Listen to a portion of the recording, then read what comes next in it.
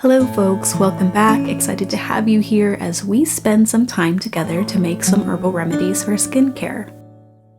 Here in Maine, we've recently had some weather extremes. It rained for almost the entire month of June and has continued to rain into the first week of July. And on the days when we do see some sun, it's been hot, sticky, and humid. I'm outside on a 90-degree evening trying to take advantage of the break from the rain to harvest some chamomile flowers, which will be one of the main ingredients in our remedy today. German chamomile, or Matricaria chamomilla, is a delicate daisy-like flower. It's an annual, meaning that it can finish its entire growth cycle from seed to flower in a single season. You can easily purchase chamomile plants at most box stores with garden supply centers, as it's a very popular plant for herb and flower gardens. If you live anywhere zone 4 and above, chamomile seeds often survive over winter, and you'll find new chamomile plants growing in all sorts of places in your yard. This year I started 3 rows of chamomile from seeds, and some of those seeds were carried away by either winds or washed away by heavy rains, so now my entire garden has chamomile in it. Lately, chamomile has been a very important teacher for me. Its flowers are a representation of life's small and simple joys. Chamomile teaches us to be patient and to have an abundance mindset. I found myself feeling pressured to take advantage of this small window of time between rains to harvest as much chamomile as I possibly could, and my anxious mindset caused me to not enjoy the process. After meditating on my feelings, I found myself accepting that when harvesting by hand without special tools, I'll never get to every single chamomile flower, and that's okay because there's enough to go around. The chamomile flowers that I miss will expire and fall into the soil to provide next year's abundance, and tomorrow fresh new flowers will await me. We must embrace these small moments and have faith that there will be more of such moments in the future.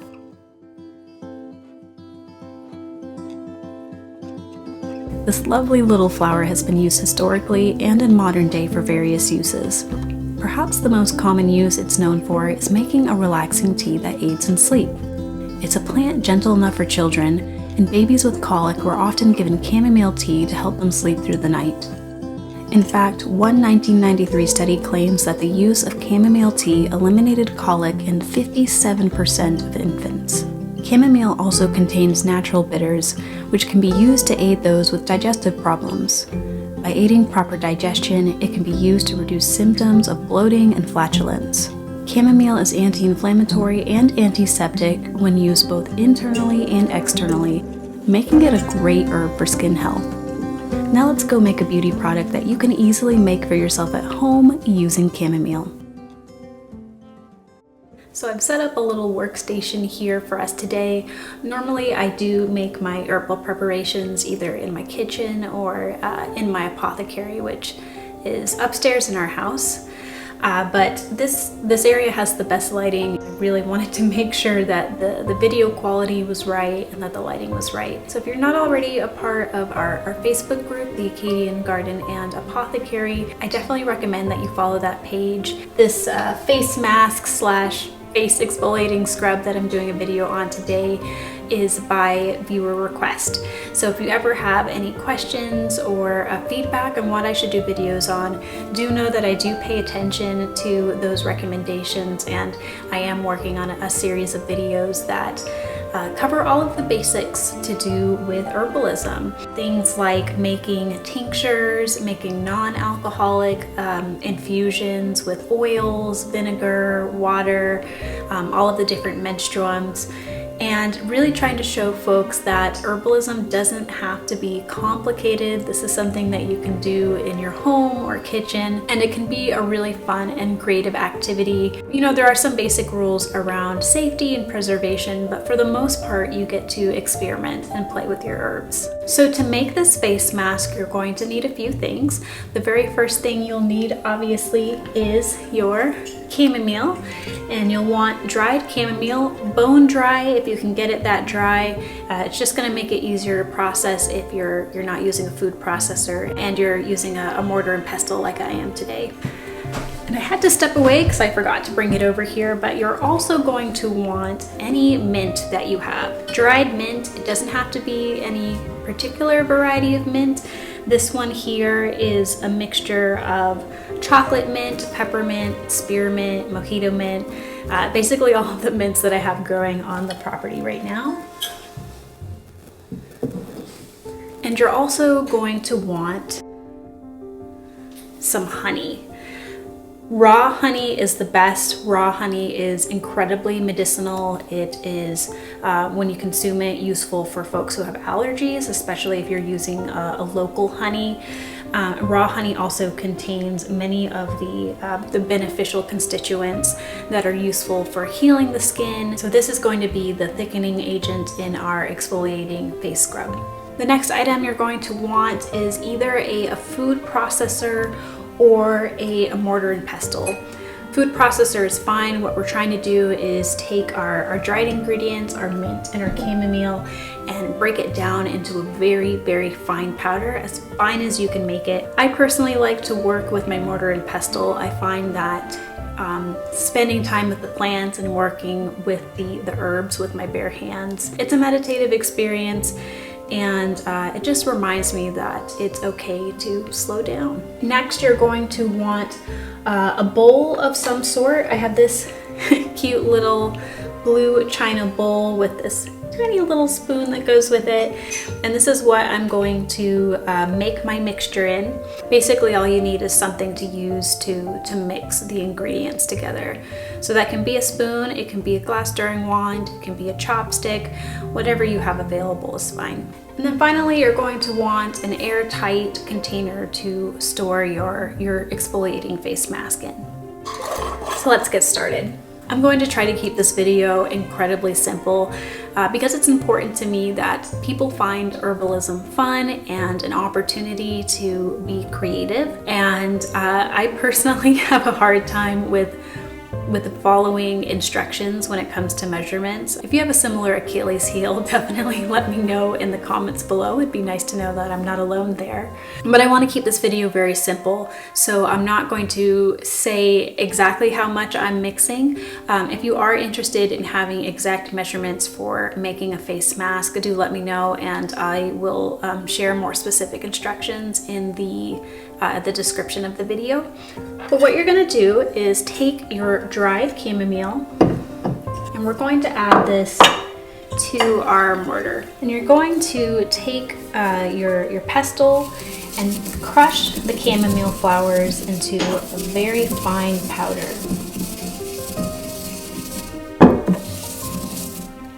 You can see here it's already starting to break down quite a bit. So what are the benefits of chamomile, and why do we want this as something to treat the skin? Well, chamomile can be applied topically, and it has anti-inflammatory qualities, meaning that it's going to help reduce swelling and redness in the face. It also has antifungal, antimicrobial, and antibacterial. So that's going to help prevent infections if you have any wounds on your skin that might be caused by acne or sunburn or some kind of injury. And so these active constituents within chamomile are going to help keep the wound clean and infection free, and they're also going to help the body heal itself. Chamomile has been used for skincare for a very long time. So it's been used for things like diaper rash, eczema, sunburn. It's also been used for things like poison ivy. It also has an incredible smell. Some people say it smells a bit like apples, and I would tend to agree with that. It's definitely a floral, somewhat appley scent. I'm just really trying to break up any of the stems and petals and just try to get it as fine as possible.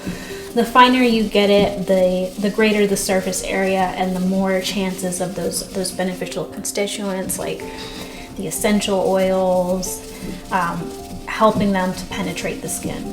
And I could get into the science behind why chamomile is so great for the skin and as an anti-inflammatory by looking at the groups of chemical constituents.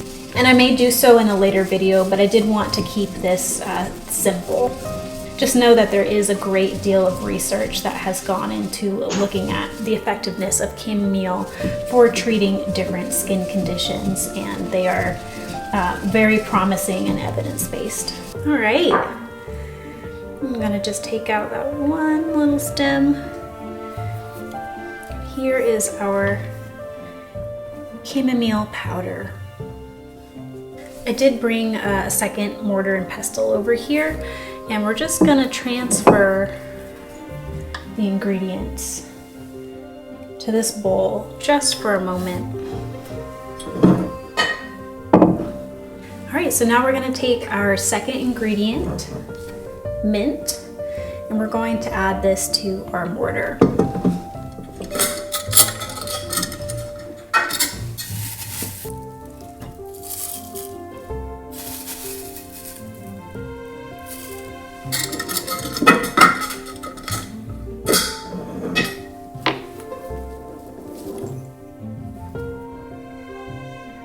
Mint is the second ingredient in this face mask because of its cooling properties. So members of the mint family like peppermint, spearmint, these all contain a compound called menthol.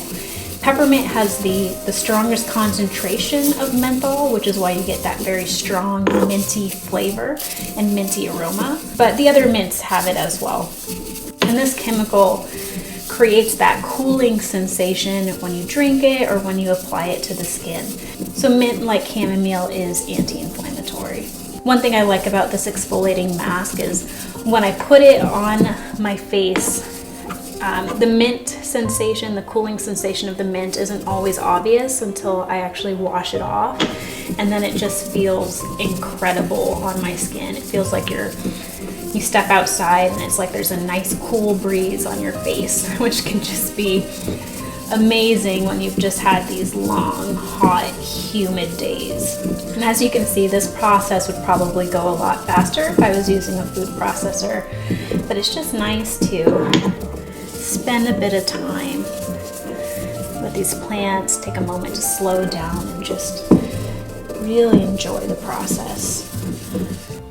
Smells so good. All right, so same thing here. We're just gonna take out a few stems. We don't want big pieces in this because it just looks funny when you have it on your face.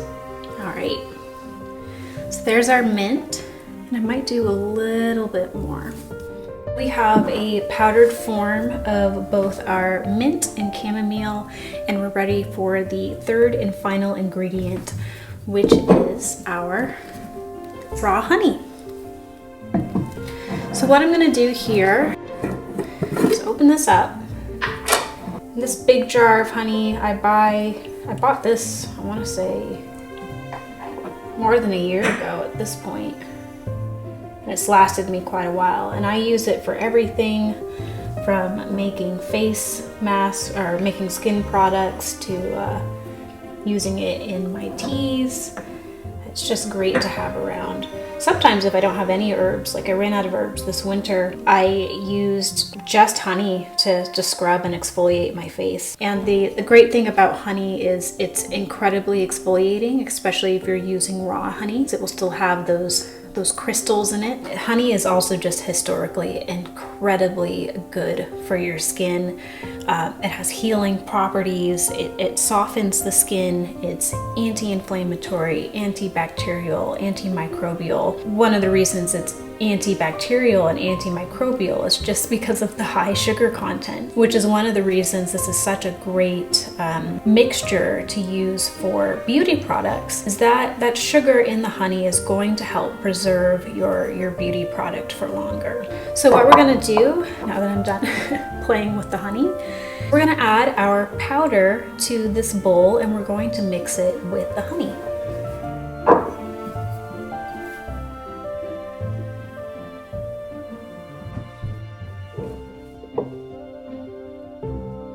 Honey continues to be used for treating different skin conditions, even in modern day. So maybe you've heard of Manuka honey. Manuka honey comes from the Manuka tree or Manuka bush, which is native to New Zealand. And this particular honey is incredibly medicinal. Something about the pollen taken from the manuka plant just makes the honey that much more effective at treating skin conditions, to reduce scarring in people who have had traumatic skin injuries. They continue to use it to this day for burn treatment. So it takes a moment to get it going. You can add a few drops of water to this if you want to get a smoother mixture. However, if you do start adding water to this, it is going to mess with its ability to be preserved. Now, as far as quantities, I would say I use about half of mint and half of chamomile. And you just use however much honey you need to be able to fully mix that dry powder in. You don't want to use fresh ingredients. Dry is going to be best for this. One, because you can break it down into a finer powder, and just using dry ingredients means you're not going to have as high a likelihood of spoiling. So once you've made your exfoliating face mask, there's a few things you can do with it. You can take this and scoop it up with a spoon and put it into a sealable glass container. I really like these amber colored bottles because it also helps to prevent light from coming in, which can also increase the likelihood of spoiling.